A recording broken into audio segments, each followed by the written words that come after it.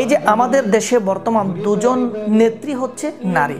এই নারী থাকা অবস্থায় যদি দেশে যদি নারী দর্শিতা হয়, সেটা চেয়ে বড় কলঙ্কের কথা আর কিছুই হতে পারে না।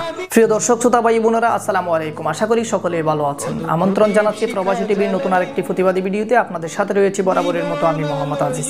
আপনি যদি আমাদের চ্যানেলে নতুন হয়ে থাকেন, অবশ্যই সাবস্ক্রাইব করে পাশে থাকা অল নোটিফিকেশনটা অন করে দিন। আর যদি ইতিমধ্যে সাবস্ক্রাইব করে থাকেন, তাহলে আপনাকে অসংখ্য ধন্যবাদ। প্রিয় দর্শক, আমরা দেখেছি বিগত দিনগুলোতে অনেক প্রতিবাদের ঝড় উঠেছে। যে প্রতিবাদ করা হয়েছে দর্শনের বিষয়ে, যে একজন শিশুকে তার যৌনাঙ্গ কেটে দর্শন করা হয়েছে, এবং যে সিলেটে এমসি কলেজের মতো একটি সুনামধন্য কলেজে স্বামীকে বেঁধে রেখে 6 জনে ফালাক্রমে দর্শন করেছে, সেও আমরা দেখেছি। অনেক প্রতিবাদ হয়েছে, তাদেরকে গ্রেফতার করা হয়েছে। একজন 60 বছরের বৃদ্ধ নারী যে অজু করতে গিয়ে সেখানেও দর্শিতা হয়েছে। আরও অনেক ঘটনা আমরা দেখেছি, যেসব ঘটনা হচ্ছে দর্শনের ঘটনা। আমাদের চট্টগ্রামে একজন তনু নামের, বলতে গেলে তনু দর্শিতা হয়েছে এবং মার্ডার হয়েছে, তারও কোনো বিচার পায়নি। দেশের জনগণ পায়নি, তনুর পরিবার পায়নি, বলতে গেলে বিচার পায়নি, বিচার হয়নি। আজকে আমাদের দেশে সেসব বিচার যদি হতো, সর্বোচ্চ শাস্তি বিচার কার্যকরের মতো কার্যকর করা হতো, যে তাদেরকে চিরচ্ছেদ করা হতো। আরও অনেক রাষ্ট্রের মধ্যে রয়েছে যারা দর্শন করবে তাদেরকে একেবারে চিরচ্ছেদ করে দেবে। আমাদের দেশেও আছে অনেক মানুষকে চিরচ্ছেদ করা হয়েছে, কিন্তু যারা দর্শন করে তাদেরকে কিন্তু আমাদের দেশে চিরচ্ছেদ করে না। যদি চিরচ্ছেদ করা হতো, তাহলে তারা এই সমস্ত চিন্তা চেতনার থেকে বেরিয়ে আসতো, নিজেকে কন্ট্রোল করতো। অবশ্যই যদি সর্বোচ্চ শাস্তি মৃত্যুদণ্ড দেওয়া হতো, তাদের বিচারগুলো কার্যকর করা হতো। গতকালকে যে ঘটনা ঘটেছে মাগুরাতে, স্বামীকে গাছের সাথে বেঁধে রেখে 5 জনে মিলে তার স্ত্রীকে দর্শন করেছে। সেই স্ত্রী নিজে গিয়ে থানায় একটি মামলা করেছে অজ্ঞাত 5 জনের নামে। আজকে বলতে গেলে কারো মা বোন নিরাপদ নেই, আপনার আমার কারো মা বোন নিরাপদ নেই। তারা হতে পারে বাজারে কোনো ডাক্তারের কাছে যাচ্ছে, না হয় কোনো কাজে ক্ষেত্রে ঘর থেকে বের হচ্ছে, সেখানেই হতে পারে তাদের উপর হামলা। যে বলতে গেলে শিশু থেকে শুরু করে বৃদ্ধরা পর্যন্ত যেমন নিরাপদ ছিল না, নিরাপদ নেই এবং নিরাপদ থাকবেও না সামনে, যদি না তাদের বিচার কার্যকর একেবারে মৃত্যুদণ্ডের মাধ্যমে না হয়।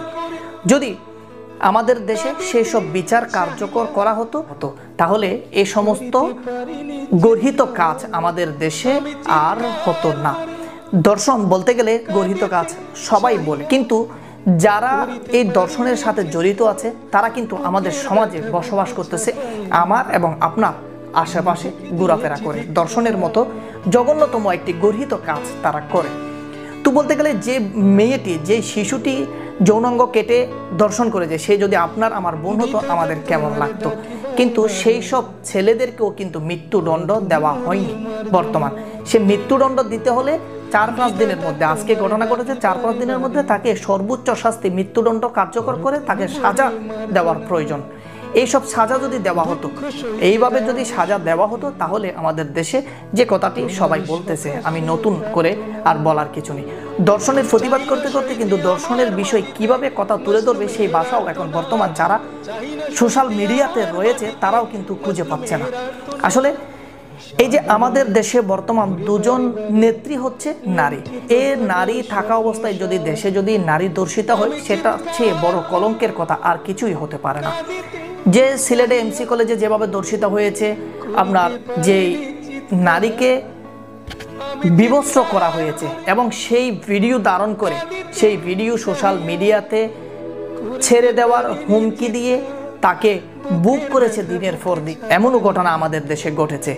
তো সেই ক্ষেত্রে কোন বিচারটা হয়েছে? কোনো বিচার হয়নি আজ পর্যন্ত। যে বিচার যেভাবে হওয়ার কথা সেইভাবে, কিন্তু গ্রেফতার হয়েছে। গ্রেফতার হওয়ার পরে তারা ছাড় পাচ্ছে, রাষ্ট্রপতি ক্ষমা করে দিচ্ছে কিংবা ক্ষমা চাচ্ছে, এইভাবে তারা ছাড় পাচ্ছে। এই ছাড় পাওয়ার কারণে কিন্তু দর্শনের ঘটনাটি কমে আসতেছে না, দিনের দিন দর্শনের ঘটনা বৃদ্ধি পাচ্ছে।